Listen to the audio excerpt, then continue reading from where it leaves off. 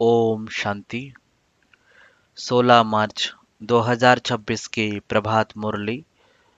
मीठे बच्चे, तुम्हें सद्गति की सबसे न्यारी मत मिली है कि देह के सब धर्म त्याग, आत्म अभिमानी भव। मामेकम याद करो।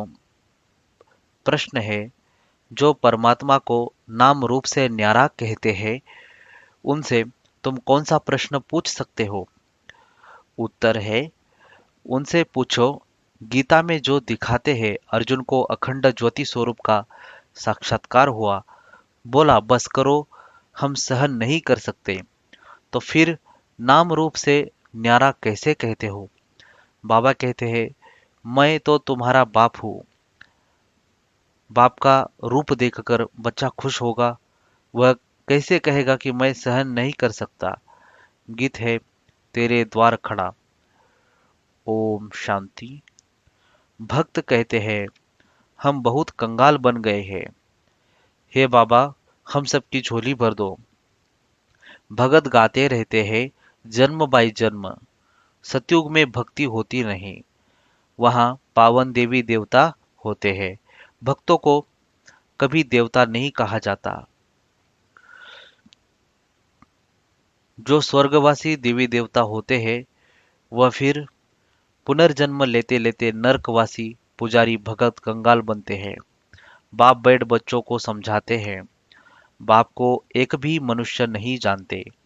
बाप जब आए तब आकर अपना परिचय देवे। भगवान को ही बाबा कहा जाता है। भक्तों का है एक भगवान, बाकी सब है भगत। चर्च आदि में जाते हैं तो जरूर भक्त ठहरे ना। इस समय सब पतित तमोप्रधान है, इसलिए सब पुकारते हैं, हे पतितों को पावन बनाने वाले, आओ। हे बाबा, हम भक्तों की झोली भर दो। भक्त भगवान से धन मांगते हैं। तुम बच्चे क्या मांगते हो? तुम कहते हो, बाबा हमको स्वर्ग का मालिक बनाओ, वहां तो अथाह धन होता है।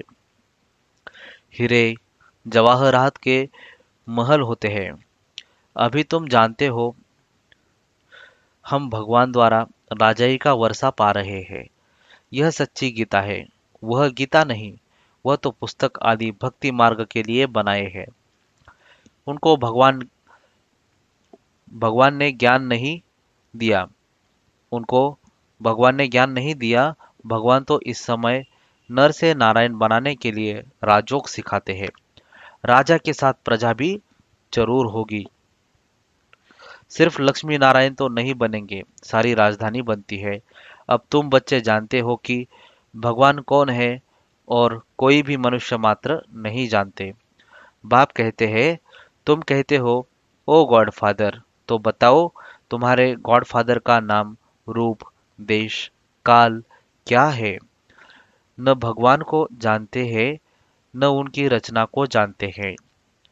बाप आकर कहते हैं, कल्प के संगम पर आता हूँ।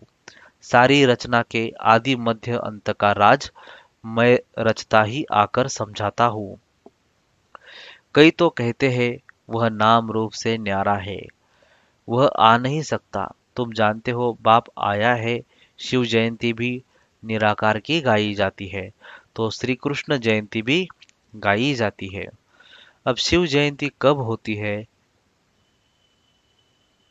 अब शिव जयंती कब होती है वह मालूम होना चाहिए ना। जैसे क्रिश्चियन को मालूम है कि क्राइस्ट का जन्म कब हुआ, क्रिश्चियन धर्म कब स्थापन हुआ। यह तो है भारत की बात। भगवान भारत की झोली कब भरते हैं?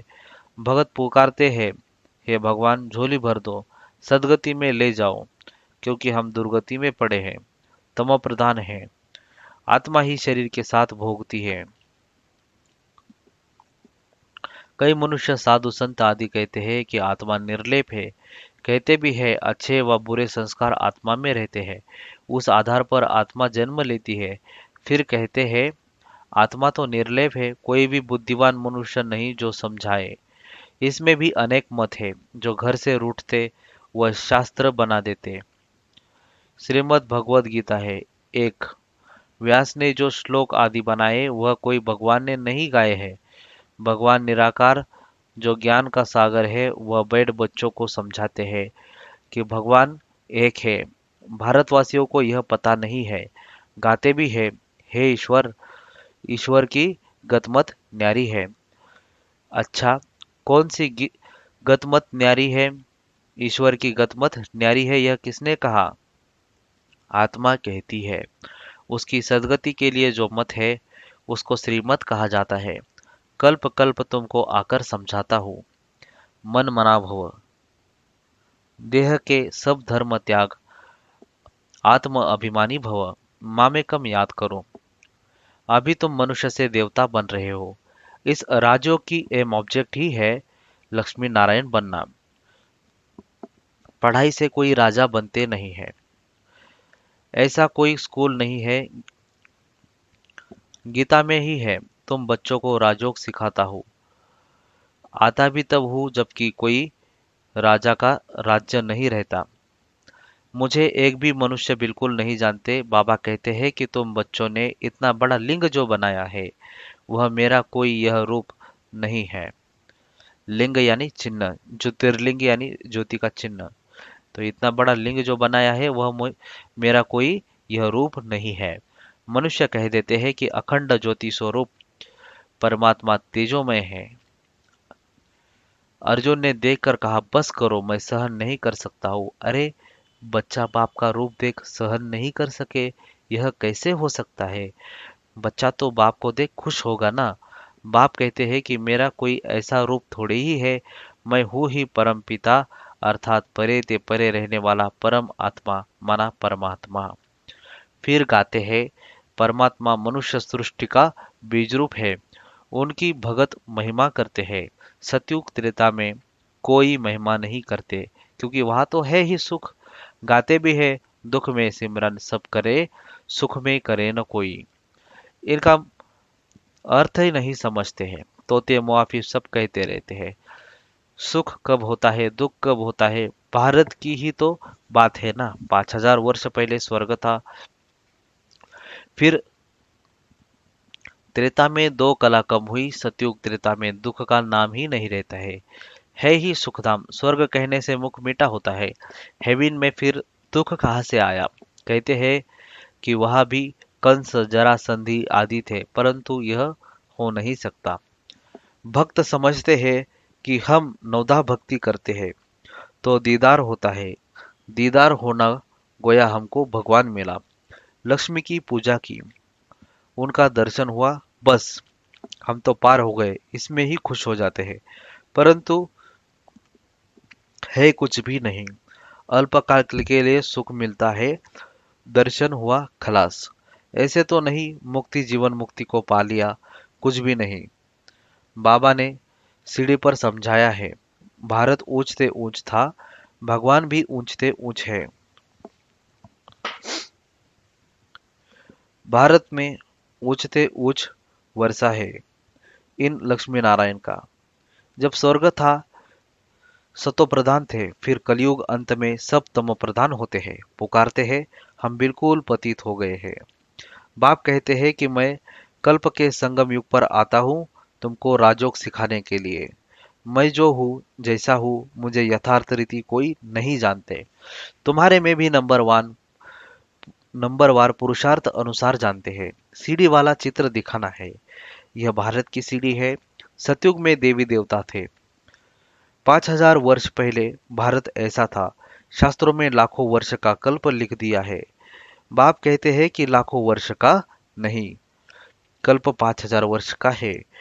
सतयुग त्रेता नई दुनिया, द्वापर कलयुग पुरानी दुनिया।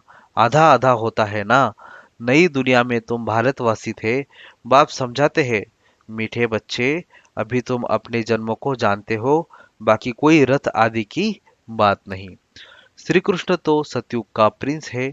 श्री कृष्ण का वह रूप सिवाय दिव्य दृष्टि के देखा नहीं जाता। यह चैतन्य रूप से तो सतयुग में थे, फिर कब वह रूप मिल नहीं सकता। फिर तो नाम रूप देश काल बदल जाता है। 84 जन्म लेते हैं, 84 जन्मों में 84 माँ बाप मिलते हैं। भिन्न भिन्न नाम रूप ऑक्यूपेशन होता है। अब यह भारत की ही सीढ़ी है। तुम हो अभी ब्राह्मण कुलभूषण। बाप ने कल्प पहले भी आकर तुमको देवी देवता बनाया था। वहां तुम सर्वोत्तम कर्म करते थे।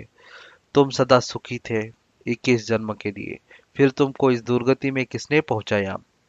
मैंने कल्प पहले तुमको सदगति दी थी। फिर 84 जन्म लेते जरूर उतरना पड़े। सूर्यवंशी में 8 जन्म, चंद्रवंशी में 12 जन्म, फिर ऐसे उतरते आए हो। तुम ही सो पूज्य देवता थे। तुम ही पुजारी पतित बने हो।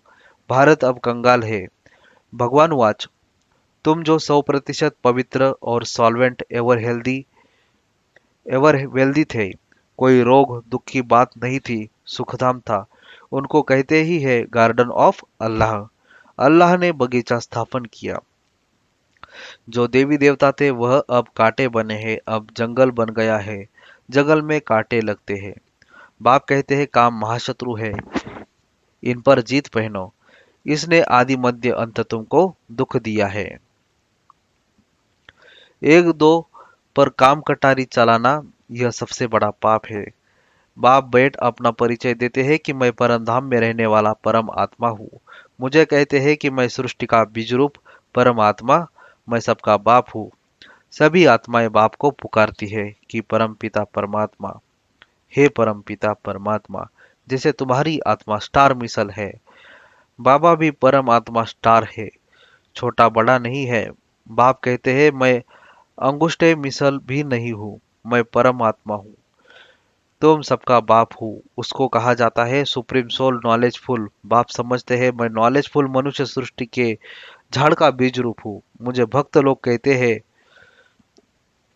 कि परमात्मा सच्चित आनंद स्वरूप है। वह ज्ञान का सागर है, सुख का सागर है। महिमा कितनी है। अगर नाम रूप देश काल नहीं तो पुकारेंगे किसको? साधु संत आदि सब तुमको भक्ति मार्ग के शास्त्र सुनाते हैं। मैं तुमको आकर राजयोग सिखाता हूँ। बाप समझाते हैं कि तुम पतित पावन मुझ ज्ञान सागर बाप को कहते हो। तुम भी मास्टर ज्ञान सागर बनते हो। ज्ञान से सदगति मिल जाती है। भारत को सदगति बाप ही देंगे।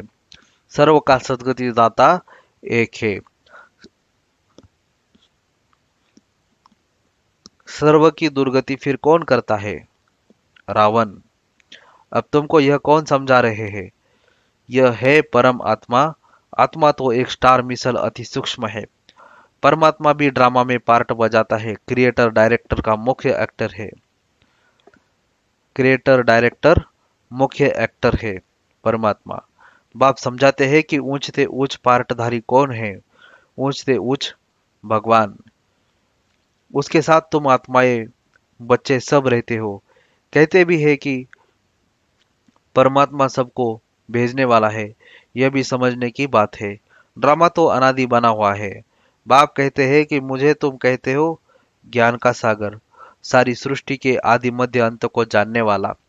अभी यह तो शास्त्र आदि पढ़ते हैं, इनको बाप जानते हैं। बाप कहते हैं कि मैं प्रजापिता ब्रह्मा के द्वारा सभी शास्त्रों का सार आकर सुनाता हूँ। बाप कहते हैं कि मैं प्रजापिता ब्रह्मा द्वारा सभी शास्त्रों का सार आकर के बताता हूँ। दिखाते हैं कि विष्णु की नाभि से ब्रह्मा निकला। तो कहाँ निकला? मनुष्य तो जरूर यहाँ ही होंगे ना। तो इनकी नाभि से ब्रह्मा निकला। फिर भगवान ने बैठ इनके द्वारा सभी वेदों शास्त्रों का सार सुनाया। अपना भी नाम रूप देश काल समझाया। मनुष्य सृष्टि का बीज रूप है ना। इस वृक्ष की उत्पत्ति पालना विनाश कैसे होता है यह कोई भी नहीं जानते। इस मनुष्य सृष्टि का बीजरूप है परमात्मा। इस वृक्ष की उत्पत्ति पालना विनाश कैसे होता है वह कोई भी नहीं जानते हैं। इसको वैरायटी झाड़ कहा जाता है। सभी नंबरवार अपने समय पर आते हैं। पहले नंबर देवी देवता धर्म की स्थापना करता हूँ। पहले नंबर में देवी देवता धर्म की स्थापना कराता हूँ, जबकि वह धर्म नहीं है। बाप कहते हैं कि कितने तुच्छ बुद्धि हो गए हैं। देवताओं की लक्ष्मी नारायण की पूजा करते हैं, परंतु उन्हों का राज्य सृष्टि पर कब था वह कुछ नहीं जानते। अभी भारत का वह देवता धर्म ही नहीं है, सिर्फ चित्र रह गए हैं। अच्छा, मीठे मीठे सिकिलदे बच्चों प्रति माता पिता बाप दादा का याद प्यार और गुड मॉर्निंग। रूहानी बाप की रूहानी बच्चों को नमस्ते। हम रूहानी बच्चों की रूहानी बाप दादा को याद प्यार, गुड मॉर्निंग और नमस्ते। वाह बाबा वाह, शुक्रिया बाबा, शुक्रिया आपका, पद्मा पदम शुक्रिया। धारणा के लिए मुख्य सार है। मास्टर ज्ञान सागर बन पतित से पावन बनाने की सेवा करनी है। बाप ने जो सब शास्त्रों का सार सुनाया है वह बुद्धि में रख सदा हर्षित रहना है। एक बाप की श्रीमत पर हर पल पालन करना है। एक बाप की श्रीमत का हर पल पालन करना है। देह के सब धर्म त्याग आत्म अभिमानी बनने की मेहनत करनी है। वरदान है विस्तार को सार में समाकर अपनी श्रेष्ठ स्थिति बनाने वाले बाप समान लाइट माइट हाउस भव। विस्तार को सार में समाकर अपनी श्रेष्ठ स्थिति बनाने वाले बाप समान लाइट माइट हाउस भव। बाप समान लाइट माइट हाउस बनने के लिए कोई भी बात देखते व सुनते हो तो उसके सार को जानकर एक सेकंड में समा देने व परिवर्तन करने का अभ्यास करो।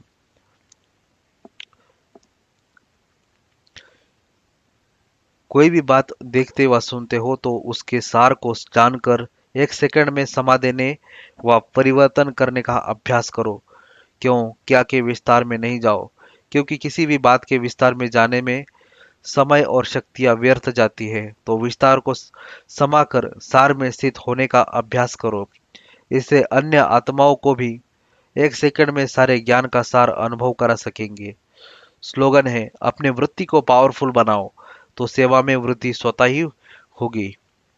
अपने वृत्ति को पावरफुल बनाओ तो सेवा में वृद्धि स्वतः ही होगी। यह अव्यक्त इशारे निश्चय के फाउंडेशन को मजबूत कर सदा निर्भय और निश्चिंत रहो। यदि निश्चय रूपी फाउंडेशन पक्का है तो सहज योगी निर्मल स्वभाव, शुभ भावना की वृत्ति और आत्मिक दृष्टि वाले होंगे। चलन और चेहरे से हर समय सरलता की झलक अनुभव होती रहेगी। तो हरेक की विशेषता को स्मृति में रख एक दो में फेथफुल रहो तो उनकी बातों का भाव बदल जाएगा। हरेक की विशेषता को स्मृति में रख एक दो में फेथफुल रहो तो उनकी बातों का भाव बदल जाएगा। अच्छा, ओम शांति।